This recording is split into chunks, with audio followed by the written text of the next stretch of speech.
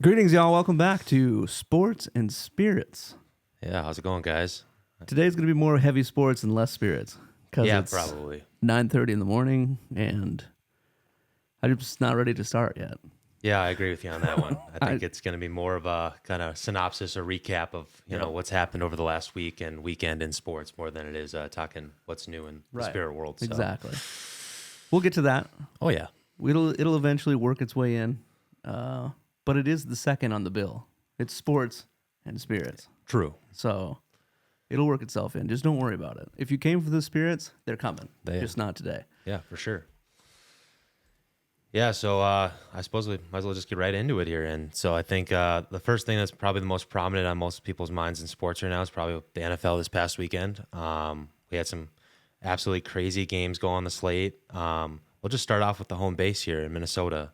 And Vikings had one of the craziest games I think I've witnessed in maybe ever. And I was there in person this week, so it was really cool to see the atmosphere. But Isaiah Rogers, the cornerback for the Vikes today, he had a interception return for a touchdown, a forced fumble return for a touchdown, and another forced fumble, which has never been done in the history of the NFL.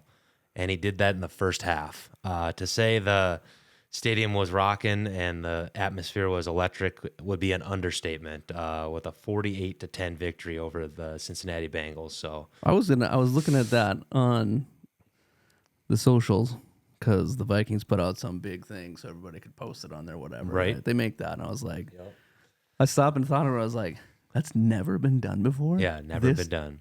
That's crazy. Yeah, because like historically, what happens is that like somebody might cause those turnovers, but Sure. to Somebody else picks it up. Somebody else picks it up, and so watching the game, the forced fumble that he picked up to return for a touchdown, he pumped it out of the guy's arm and then bounced up into his lap, and then he took it to the house. So like, no, historically that doesn't happen on a Right. fumble. Usually it's bouncing all over the place or out of bounds or whatever, and yeah, just right in his lap, and he took it to the house. And it was literally the next drive after he had like 2 drives after he had the pick six. Yeah. It was Pure skill or pure luck? great game, but a lot of luck. Lots of sure. luck for sure.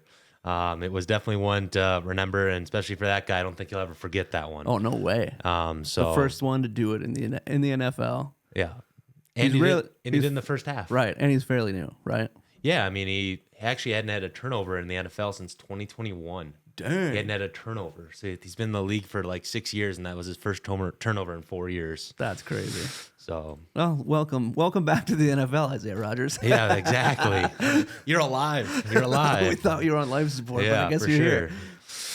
But yeah, it's been one of the craziest starts in this year in terms of just new quarterbacks, new places. First of all, you got Daniel Jones. If you would have told me after 3 weeks that the Colts would be 3-0 and that they would have only punted 1 time in 3 weeks, I would have told you you're absolutely crazy. And a crazy stat about that one, has not happened by a team since 1940. 1940, where a team has only punted 1 time through 3 weeks to start the season. That Speaking is of crazy. the Colts, did you Yes. know that the same architect builder that built Okay. the Colts stadium Okay, designed and built ours? I did not. So there's a lot of similarities between those two The structure, stadiums. yeah, Yep. that is true. I have noticed that. That is Yeah. cool. That's a cool anecdote. I did not know that. And yeah, so like, I think it speaks a little bit to maybe some Kevin O'Connell influence for the Vikings. There's been some success for quarterbacks who have come here and transitioned to a new team.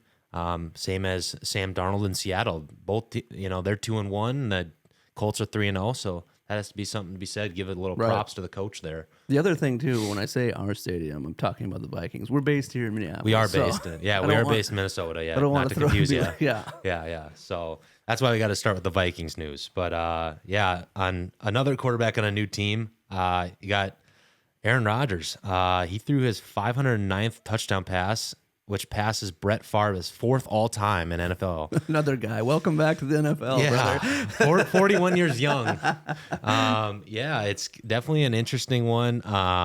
People were shocked by him joining them this year, but if they can put up enough points and their defense can figure it out, historically their defense has been really solid, and Tomlin's a winner. So I mean, it's going to be interesting to see how their season progresses for sure. No doubt. Kind of sucks to hear about Brett Favre's health issues. Yeah, it's It just sucks all around. Like you see all these greats and you see all these guys that have done some incredible things, and then to see them taken out by such a sucky disease, it's just horrible. yeah, it is not good. I mean, unfortunately, it just demonstrates to us they are humans. Yep. They are a phenomenal athletes, but at the end of the day, they aren't any different than us in terms of they have the same 206 bones and they have the same number of organs. It just is one of those things that unfortunately you can't predict it in life. So Now, there's only two people in the world that are going to know how many bones are in the body, and that's a doctor and a math guy.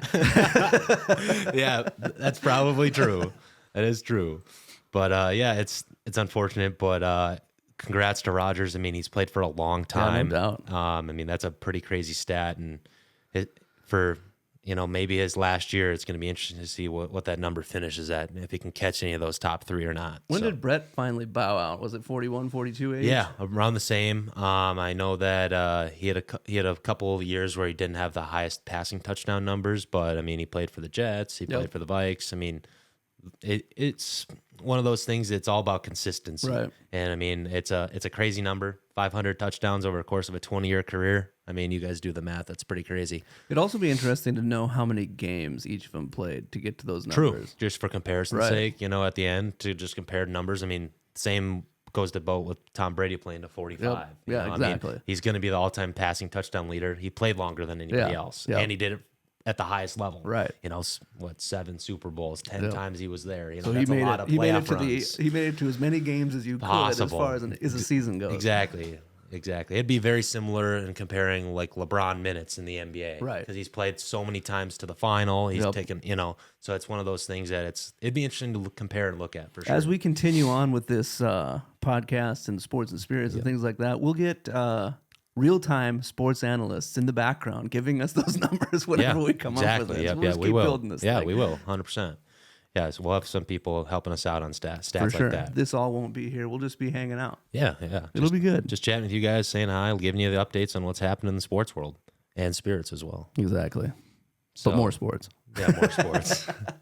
And then so I guess the next topic of conversation, and it's probably the one that's been discussed the most through 3 weeks, is field goals. And so they implemented a new rule this year in the NFL. And so before this year started, the kickers had 1 hour before game time to manipulate the football they wanted to use to kick for their field goals. So they implemented this year that they are allowed to bring their own practice footballs that they, can manipulate throughout the week to the games. So what that does is, if anybody knows anything about kicking a football, if you can manipulate it, make it softer, easier to kick, you can kick it farther. Yep. And so the most scrutinized thing in terms of the tabloids or just watching games is that people are like, these guys are kicking like 60-yard field goals like they're chip shots. Oh, right. We talked about 10 years ago. I mean, a guy making a 50-yarder, that was astounding. Right. And now we're talking about a guy making a 64-yarder like it's a lock. Like it's a guarantee. Yep. That's not an easy kick. You go try to do that. Exactly. And good luck. Ain't happening. And so one of the craziest things about it is that they're saying that they want more points. But then the craziest stat that happened yesterday is that there was actually 5 field goals that were blocked in the NFL. Wow. And so it's showing that it's still possible to defend the play, and it's not just always a guarantee. And it actually had some crazy outcomes to finish a couple games. First of all, the Eagles-Rams game, the Rams had 2 opportunities to kick field goals to take the lead, and they were blocked both times. Once at the end of the game, and the Eagles picked it up and returned it for a touchdown. Yep. To end that game. And then you have the Buccaneers-Jets game that the Bucs had a field goal blocked that the defender took it all the way back for a TD for the Jets, and then the Bucs had to go all the way back down the field to kick another field goal. It's been an absolutely astounding start with regards to field goal returns. So if you're anything to pay attention to, that is that those are not just a guaranteed play anymore. So you have to keep an eye on those long field goals for a crazy play to happen. So who was it that you have for your defense on your fantasy? For our league? Yeah, so for my league in fantasy this week, I have the Vikes D. Wow. To say that they didn't, they had just had one of the craziest stat lines you'll probably ever see in regards to fantasy football. 2 touchdowns, 2 forced fumbles, an interception, 4 sacks, and they only had 10 points given up. Historically speaking, I think they scored between 32 to 35 points, depending on how your league is scored, and that's only happened like 4 times in the last 10 years. So to say that that's going to happen again soon, I would say is highly unlikely. Yeah. So it looks like we're coming back into at least one of the teams in the NFC. My question is, where's the NFC stacking up in the league right now? Yeah, that's a good question. So I think when we're looking at it going into, I'd say that I define the NFL in quarters. Yep. You play like 17 games. You kind of take a synopsis after about 4 or 5 weeks and see where teams are at. I would say that it's a good chance that the Super Bowl winner this year is in the NFC. Wow. I have a strong belief that the team that's probably flying under the radar the most is probably the 49ers. They're 3-0. They have played with significant injuries throughout to start the season. They have 2 wins under their belt with Mac Jones at quarterback. George Kittle's on IR. Brock Purdy should be coming back here next week. Juwan Jennings has been injured. Brandon Ayuk's coming off a torn ACL from last year. When I tell you by week 6 that they'll have the best roster in football, I'm just letting you know. You heard it here first. Yeah, I do think that they are the sneaky team to watch out for because, just overall they're built to be successful. And if McCaffrey is healthy, he's the best running back in football, and it's unquestioned. Now here's something that's also going to be a hot take, and probably everybody's already thinking it. There's no team from the NFC North going to be making it into the Super Bowl. Yeah, I don't think it's a hot take. To transition right into that, the Browns pulled off probably the biggest upset of the week. Right. It was 10-0 at the end of the third quarter. So they had the Packers defense gave up 0 points through 3 quarters, and it is the first time in history that a team gave up no points through 3 quarters and lost the game. Yeah. They lost the game. So whether that tells you anything about the Packers offense or the Packers defense, to me, it tells me a lot that the Packers offense isn't as elite as people are saying they are. I think that their issue is they still don't have an elite receiver. I think that if they're going to put all the chips in for this year to win the Super Bowl like they did to go get Micah Parsons, Yep. You absolutely have to go get a receiver. Right. At the trade deadline, if somebody's available that you can get for cheap or doable, I think you have to do it. They had a 93% chance of winning with 4 minutes and 56 seconds to go in the game and lost to the Browns with Joe Flacco at quarterback. That's what you call the ultimate choke fest right there. And it's funny too because the best part about everything that's being recorded in interviews and stuff is that it's essentially a receipt for them to go back and there's like 6 players on the Packers that said that they have a chance to go undefeated this season after week 2's victory. And man, is that awesome to see all those guys just look like idiots because they just lost to the Browns in week 3. Yep. So they do have a soft schedule for the next couple weeks, so they should correct things, but losing to the Browns, that's not a great start. No doubt. For sure. So, yeah. And the one thing that unfortunately has happened early part of this season, if you guys have been following along, is that it's been a really injury-plagued season for a lot of big players. It's kind of been ramping up over the last, 4 or 5 years? Yeah. I think there's something to say about the component of these guys not playing in the preseason. Sure. It's obviously freak injuries happen and you can't control them. It's football. It's a contact sport. We tackle people for a living. It's brutal. It's a physical sport. It's probably the most physical sport you can play at the professional level. Yeah. And going from 0 to 60 instead of having that warm up phase. It's really tough. Yeah. Your body's not accustomed to taking hits. You're not accustomed. Some of these guys have done it for a long time. Don't get me wrong, but we've seen some freak injuries. If you watched the Cardinals 49ers game, we saw 2 great players go down for the season. James Conner had probably one of the most gruesome leg injuries I've seen maybe the last couple years. It could be a career ender. He's had history of injuries, and it was pretty nasty. Who was the guy in the Vikings that broke his femur probably 10 years ago? Oh God, I don't know off the top of my head. I saw it like bad. as it happened. Yeah. You could just see in the film his leg just bending in half in the wrong spot. It was like, and it's tough because like you want to see what happens in the play, but then they show you the replay. And you're like, I don't really want to see the replay. Right. It's just like, and then also on the defense side of the ball, that's the only thing that scares me for the 49ers is we got reports confirmed this morning that Nick Bosa tore his ACL. So their best defensive end is going to be done for the year. So that does hurt them a little bit. But so many ACL, MCL injuries, like not across all sports. Like, what are we doing wrong where we're not? Yeah, I mean, so the hardest part about it, if you guys know anything about ligaments and how it works in your body, is that it just is really tough because it's not one that you can like train to protect. Sure. So your ACL is your joint that basically lets you bend up and down. So like if you can imagine like going down in a squat, so the hardest part about it is that you can't predict being forcefully pushed in one direction or another while you're trying to move. Sure. So the reason why a lot of these guys have ACL injuries is because they're like running with the ball or they're trying to rush the passer. They're thinking they're going this way. They get pushed this way. And they get put, and then so it just is really tough. And I mean, if you watch the Bosa injury, it was the same thing. He's rushing the passer. He got blocked on the side and looked like his knee just buckled in. When that happens, that means that that ligament is no longer attached or together. Right. So it's unfortunately a tough part about playing sports. We've seen it, and it's also been a contributing factor to a lot of the turf fields too. Sure. There's a lot less of that stability in planting your foot because the turf slides and moves. Gotcha. So the problem is there's not really a better alternative because a hard ground leads to more physical injuries and not ligament injuries. So it's a tough dynamic. More bruising, broken more bruising, a lot more like shoulder injuries, Sure. Stuff guys coming down on a hard surface, versus a softer surface. So it's kind of like pick your poison. And it's tough. And with the technology we have in today's world, I would hope that at some point here in the near future, they come out with an alternative solution that hopefully can a nice hybrid. Something. I mean, there's got to be a middle ground, maybe a no pun intended. Yeah, seriously. Yeah, literally.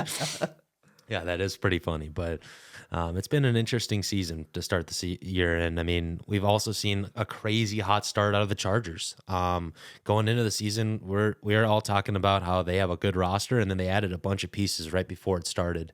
And it's been phenomenal to see them start hot, 3-0, all 3 wins against their division.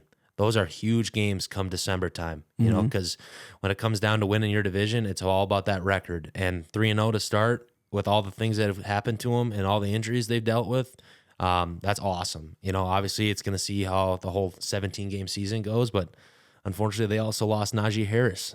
He tore his Achilles on just a standard run play. He went to step back to plant to run, and it just completely gave out on him. Crazy. That's one of the worst. It's like that tendon there, just the way once it snaps, it rolls up into your calf. It's just like, Yeah, it's nasty. That's a really bad one to watch on TV because you basically just see the calf just snap. It's really disgusting, but I think the craziest thing to start for them has been that Keenan Allen connection. I think everybody in the NFL wrote him off through 3 weeks. He's averaging 60 yards, 6 catches, and a touchdown each week. Pretty consistent. Not bad for an old man, as they like to say. But I think if that connection stays hot and Marion Hampton it's his time. He's the rookie. He's the guy. I think it's his time to be special for them, and I think it's going to be an interesting thing. I think the Chargers are a team that no one expected to be here, and they will be here in December. I know we talked about the kicking changes, right? 100%. I thought I heard something about the tush push being eliminated. Yeah, so basically the way it works in the NFL is that if a rule change is pushed to the league, it's the team owners get to vote on it. And for this instance, it was voted to ban the tush push, and basically the premise of what it is. So the guy cannot line up 1 yard back from the quarterback. They have to be at minimum 3 yards. That was the proposal. Okay. Which would have banned in sense the tush push, right. Because they wouldn't have had a guy standing right behind the quarterback to push his, behind into the end zone. But you have to have 2/3 majority. So meaning you have to have 24 out of 32 teams say yes. This year there was 22. So they were 2 votes shy of banning the tush push. So there's a good probability. Get used to watching it for its last season because it'll be gone next year. That's so weird. Why? So what's the reasoning behind wanting to eliminate it? So basically, there's a lot of components in regards to it's really tough to stop. Yep. Because you have so many guys in tight, also a high chance of injury for especially a defensive player. Okay. Because they're combining into a tight space. And then also it's been significantly unfair in favor of one team over the course of the season. Like Got it. the Eagles do run it the most in the NFL. Anybody can run the play. It's not banned by all the other 31 teams. It's just they just do it the best. I mean, they have a quarterback that squats 600 pounds. And why not use that to your advantage? Run it right up the middle. My only downside is I've watched it a lot. They do not call false starts on the guards in that play. Oh. And that's where I have an issue. Because if you're going to run the play, you still have to run it legally. Right. And so there was a touchdown against the Chiefs this past week where both of the guards for the Eagles, both were moving forward before the ball's even hiked. Oh, no. And it's like, so they're going to cheat and then they're going to do it worse, you know? So it's like, that's where my issue lies. If they're going to allow the play to be legal, you still can't false start. Yeah. And that's my thing, that if they can address that problem and they actually start calling a couple of those, that'll eliminate it. Yep. If the guys are going to keep cheating, and because they're going to keep doing it. Right. Until it's called. Yeah. Why not keep cheating, until they call it, Just like a guy speeding. He's going to keep speeding until he's caught. Yeah, until he goes, oh, crap, I can't go 85 and a 40. Exactly. That's in any sport. Like, yes. You're going to keep cheating or keep finding that edge. Right. Until you're told you can't use that anymore. It's a cheap saying, but they say if you're not cheating, you're not trying. Right. In terms of like trying to generate an edge that you have over the rest of the league. So, that's been kind of the MO of that. But to transition into maybe last night's affairs, we had Baltimore versus Detroit in Baltimore. To say that the Ravens defense has looked terrible through 3 weeks would probably be an understatement. They probably couldn't stop a JV football team out there last night. Did you have the Ravens in the beginning in your fantasy in our league? I never had the defense. I've been a huge Lamar guy. You've always had the Vikings defense? I've always had the Vikes D. Got it. Last year they were really solid with Brian Flores, and I think that they will be this year. The problem is just a tough schedule. Yeah. But the Ravens offense is going to be a special again this year. Lamar Jackson is probably the most athletic quarterback to play football ever. The question is, can they score enough points because their defense can't stop anybody? And last night, it held true that they cannot. The Detroit Lions had over 240 yards rushing yesterday. Ooh. And it was like coming at ease. So it was definitely an interesting game to watch, but unfortunately the Lions got the dub. So the Ravens are going to go 1-2 to start the year, going into a big matchup next week in Kansas City. Who would have thought the Lions would have got the dub? Yeah, zero analysts actually from the ESPN or any sports channel that you watch picked them to win. Zero. They had I think it was a 72% chance for the Ravens to win that game, and they lost yesterday. Wow. Yeah. A lot of upsets. Let's talk about the NFL feeders, the feeder league. Yeah, the feeder league. The feeder leagues.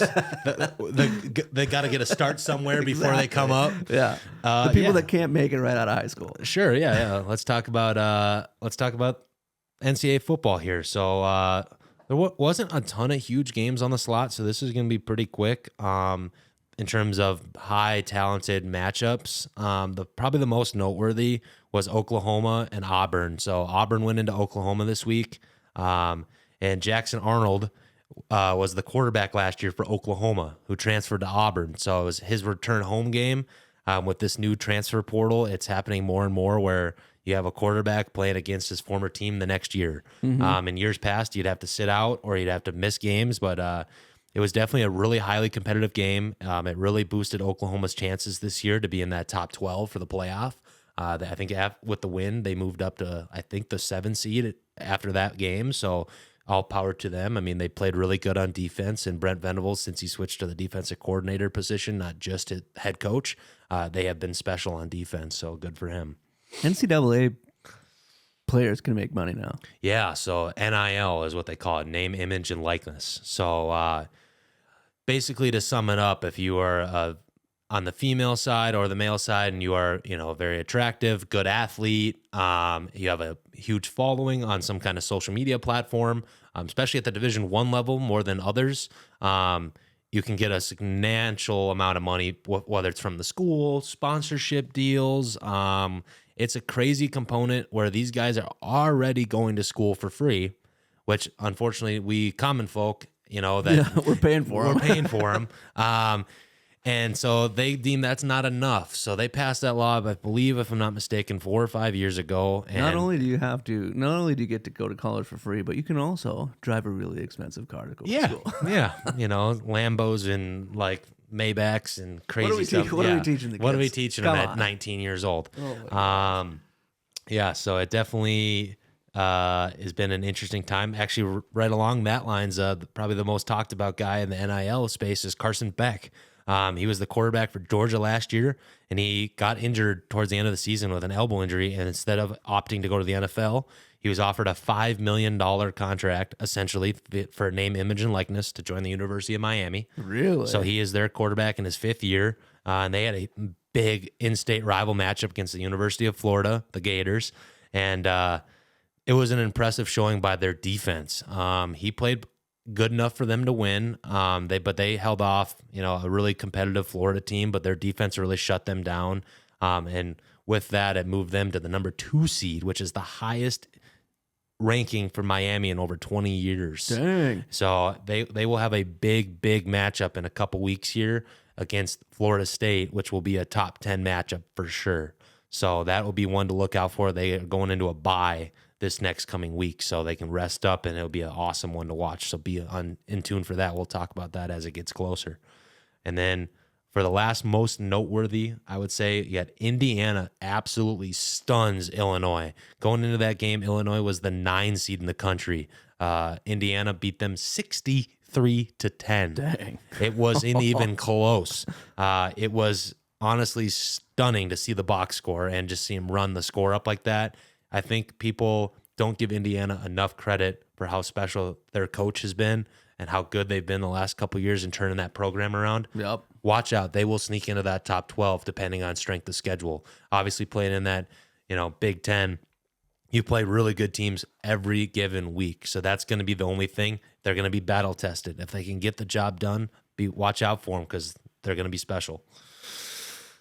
But otherwise, in terms of on the slate, otherwise all the ranked teams that, we expected to win that week kind of got the job done. So nothing others too noteworthy in terms of injuries or anything like that. So just be in tune. There's some big ones coming next week. Guess what? What's going on? We don't just cover dude sports. No, we do not. Okay, we cover it all. We cover it all. We're an equal opportunity sports coverage program. Yes, we are.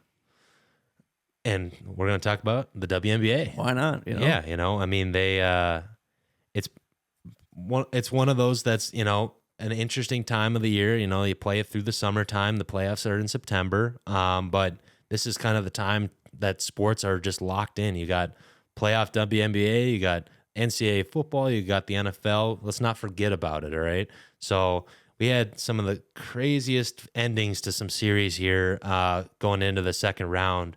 You had the Lynx come back in game 2 against the Valkyrie. They were down 14 points with 5:46 to go. It's the largest comeback from behind win within 6 minutes in WNBA history in game 2. On the road, nonetheless. It was a special comeback for the Lynx. It kind of boosted their momentum going into round 2. We saw another crazy game to end the series for the Aces and the Storm in game 3, winner take all. There was 8 seconds to go in the game. The Storm were down 1, and they had an opportunity with 2 seconds to go to shoot a 2-point basket. The lights in the stadium turned off before the clock went off. The lights turned off. It went dark. So anybody that was watching the game couldn't even see if the basket went in or not. That's crazy. I mean, I know we talk about the WNBA not being at the same level of NBA in regards to talent, but I can tell you right now, there's not a single NBA game where that would have happened. That is just inexcusable on the WNBA's front, and they definitely need to look into that situation because that is not good. You cannot be doing that. I mean, the playoff time, we got to see the last shot. Right. If that goes in, the Seattle wins the series. Exactly. And now, it did happen in the NFL during the Super Bowl. It did. It did. So you're right. You were right. And that's a bigger stadium. That's a bigger which stadium. Should have way more people. You are right. On top You're of right. lighting. You are right. Yeah, it was interesting. I think because of the result of that game going into the first round, game one, the Fever went into Vegas and stunned them on the road. I mean, they absolutely stunned them. Kelsey Mitchell dropped a 34 piece.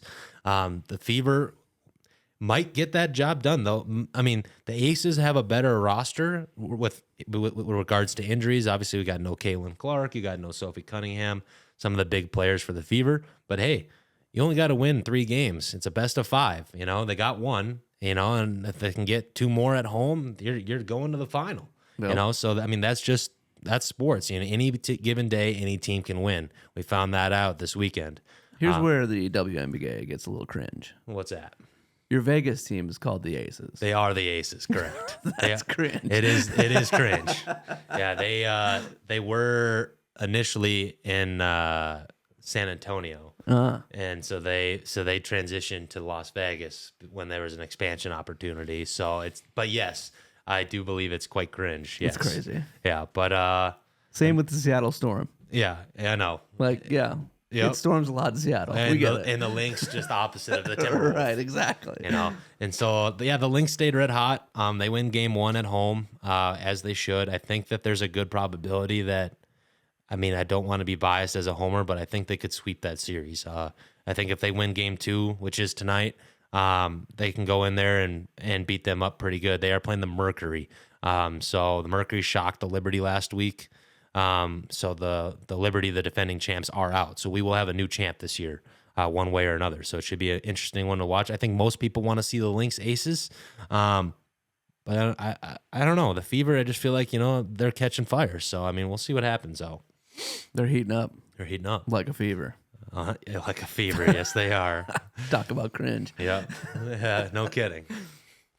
But yeah, it's been, and then probably the most prominent sport going on right now in terms of going through the summer is the MLB.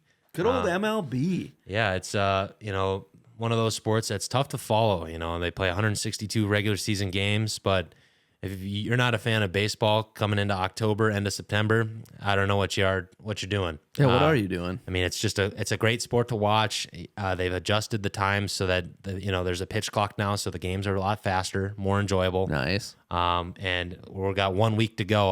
Playoffs start this weekend on Saturday. So it's going to be one of those where we have a bunch of teams battling for wild card slots.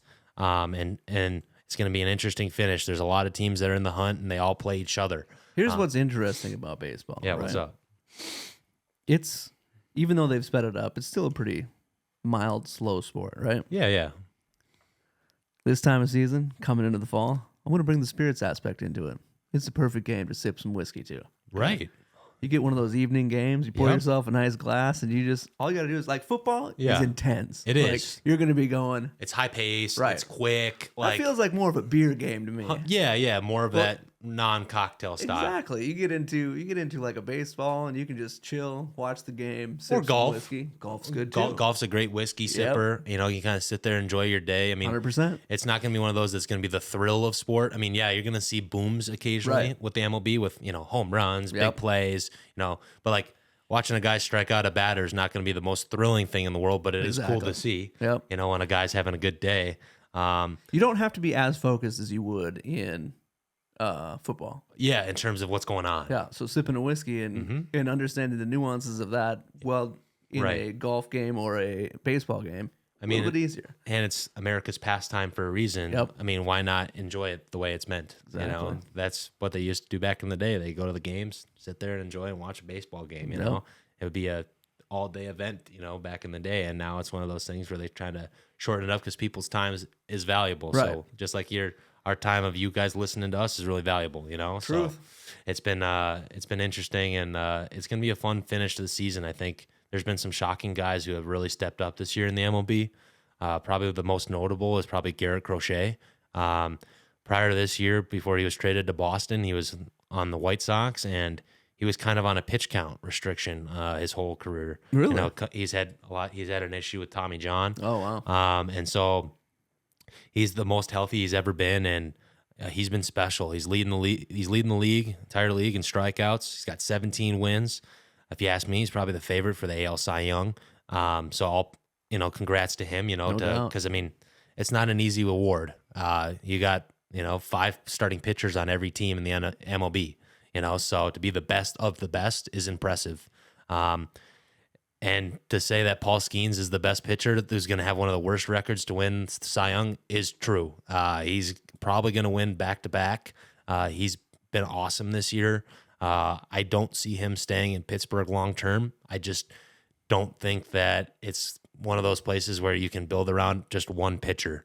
Hopefully they can, figure out a solution to keep him and, hopefully start winning more games. But, he doesn't want to keep pitching for a team where his record's going to be, 8-13. Right. You know what I mean? That's just not going to do it. Historically, that's been the Pirates' thing is they develop and grow players and then they trade them away. Yeah. Garrett Coles, for instance, guys like that, just. That was the Twins thing too, forever. Yeah, forever. And so baseball is a weird sport. There's no salary cap. So when it comes to where these guys end up, it's wherever the money takes them a lot of times, because that's why the Yankees have so much money because everybody and their kid buys their merch. So obviously they have a ton of cash. Or the Dodgers because they probably have the most prominent, nationwide fan base. Yep. So that all plays a factor into how much money they can pay, for players. And now in the MLB, it's the only league in the MLB in sports where they can do futures contracts. So it was talked about a couple years ago when Shohei Ohtani signed with the Dodgers, but it was a 10-year contract for $700 million. $70 million a year. But he's only making $2 million a season. $68 million is going to be paid after the life of the contract. So he's not going to get paid till the contract is over. Really? So their books only have him on the books for $2 million. So when he turns like 38 years old, he'll be making $68 million for 10 years in a row.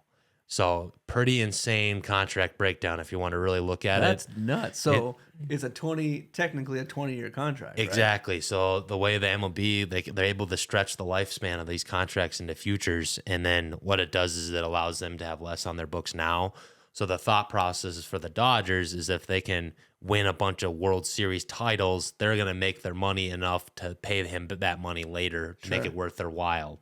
And, well, to say he's probably the most special talent ever to play the game of baseball might actually be like a massive understatement. Sure. I mean, he's special. I mean, the only thing with his pitching is he just has had some injury history. Yeah. But in terms of his ability at the plate, it's unmatched. If he's that good, and you're a smart owner. Yeah. The last 2 years of his contract, you trade him away to somebody who can easily pay the 16 or 68 million. Yeah, it's definitely a weird deal. I think it's going to be interesting to see how that transitions in baseball. I mean, that's why there's a disparity, in my opinion, on talent, and I think.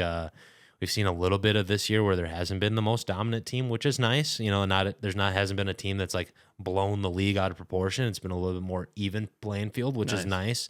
But there's still going to be that discussion on, when is a salary cap going to be a thing? I think it'll be implemented at some point in the future. Yeah. I just think it's something that's good for all things. For sure. Just to make it fair. I mean, if you want to see a competitive league, that's the only way to do it. Because you're not playing fair then. But the issue is in regards to the MLB compared to other sports is that there's not as much of a guarantee of how much money they make.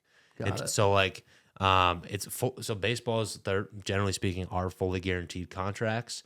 And the problem is that each smaller markets don't bring in as much revenue with ticket sales and stuff like that. Yep. So if you had a salary cap where it's like whatever it is, those teams still might not go over the salary cap, or they wouldn't even reach the salary cap because they still aren't making enough money to afford to pay that kind of salaries.